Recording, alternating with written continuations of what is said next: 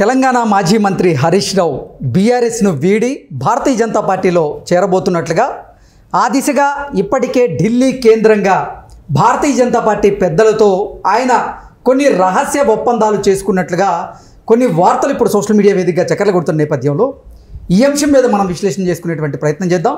ప్రస్తుతం మనతో పాటు ఉన్నారు ప్రముఖ రాజకీయ విశ్లేషకులు కిలారు నాగార్జున గారు. సార్తో మాట్లాడడం. నాగార్జున గారు నమస్తే. నమస్తే కృష్ణ.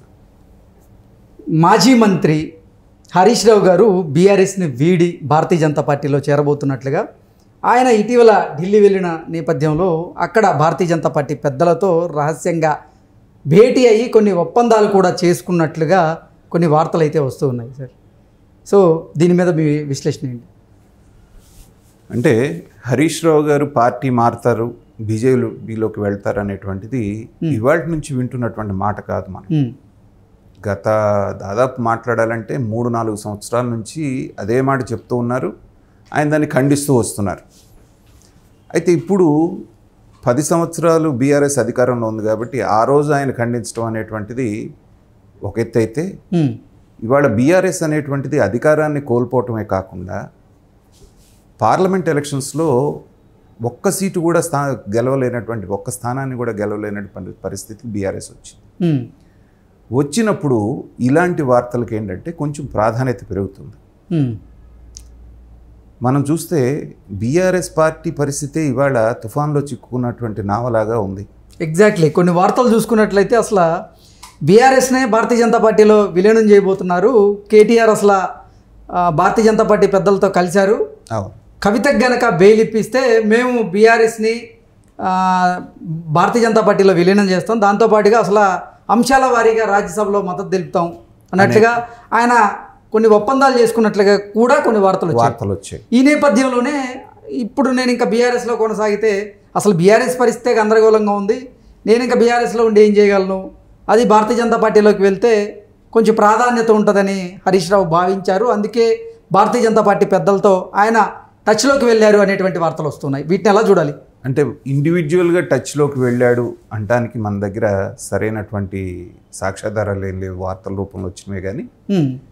కానీ జనరల్గా మనం మాట్లాడితే ఇప్పుడు ఎవరెవరిని వెళ్ళి కలిశారు, వాళ్ళు ఏం మాట్లాడుకున్నారు అనేటువంటిది వ్యక్తిగతంగా జరుగుతూ ఉంటుంది, కొంత వాసన బయటకు వస్తూ ఉంటుంది. కానీ ప్రస్తుత సినారియో కనుక తీసుకుంటే, బీఆర్ఎస్ ప్రస్తుతం ఉన్నటువంటి పరిస్థితి కనుక తీసుకుంటే, ఏదో ఒక జాతీయ పార్టీలో కనుక తన పార్టీని విలీనం చేయకపోతే మనుగడే కష్టమయ్యేటువంటి పరిస్థితులు అనేటువంటివి మనకు కనపడుతూ ఉన్నాయి.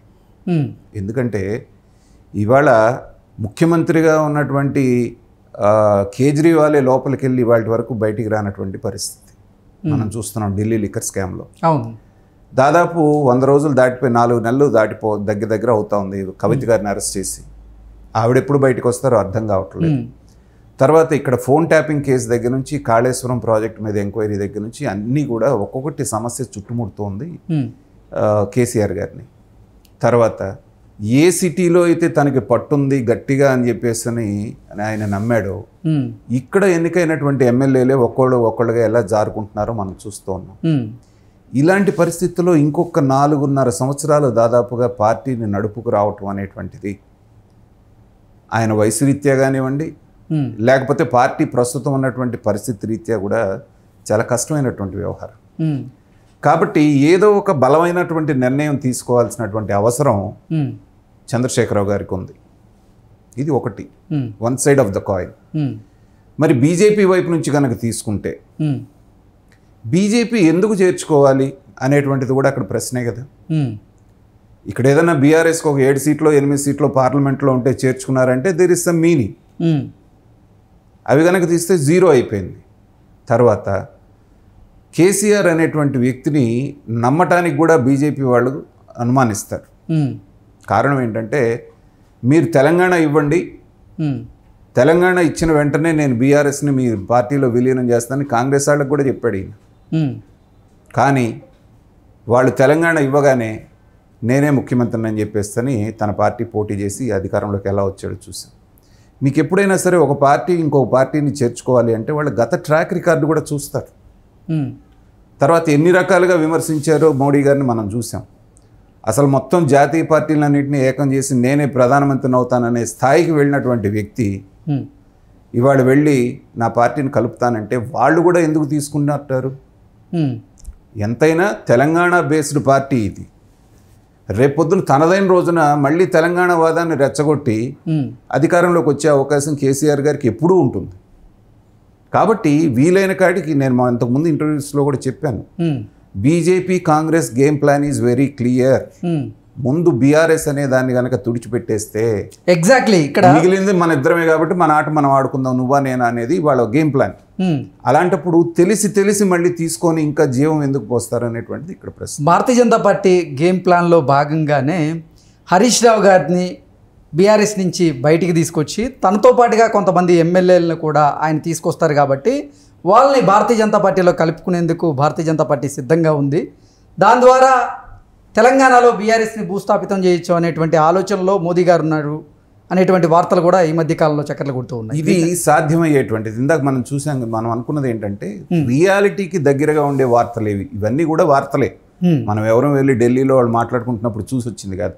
కానీ పాసిబిలిటీ ఏముంది కనుక ఆలోచిస్తే ఇందాక నేను అన్నట్టుగా బీఆర్ఎస్ని గంపగుత్తుగా పార్టీని మొత్తాన్ని బీజేపీలో చేర్చుకొని మళ్ళీ రేపు పొద్దున ఎలక్షన్ వస్తే సీఎం క్యాండిడేట్గా కేసీఆర్ కేటీఆర్నో ముందుకు తీసుకురావాల్సిన పరిస్థితిని వాళ్ళు ఎందుకు తెచ్చుకుంటారు? ఎంతైనా తెలంగాణ మూలాలు ఉన్నటువంటి పార్టీ, తెలంగాణలో ఉన్నటువంటి పార్టీ. ముందు మీరు అక్కడ పోటీ అనగానే వాళ్ళొంకే చూస్తారు కదా. కాబట్టి ఆ పార్టీని నిర్వీర్యం చేయాలి అంటే దాంట్లో ఉన్న ముఖ్యమైనటువంటి నేత, ఆర్గనైజర్గా, తర్వాత క్యాడర్ పట్టున్నటువంటి వాళ్ళుగా అన్ని విధాల హరీష్ రావు గారికి మంచి పేరు ఉంది. ఇంత ఆటలో కూడా మంచి మెజార్టీతో గెలిచాడు ఆయన.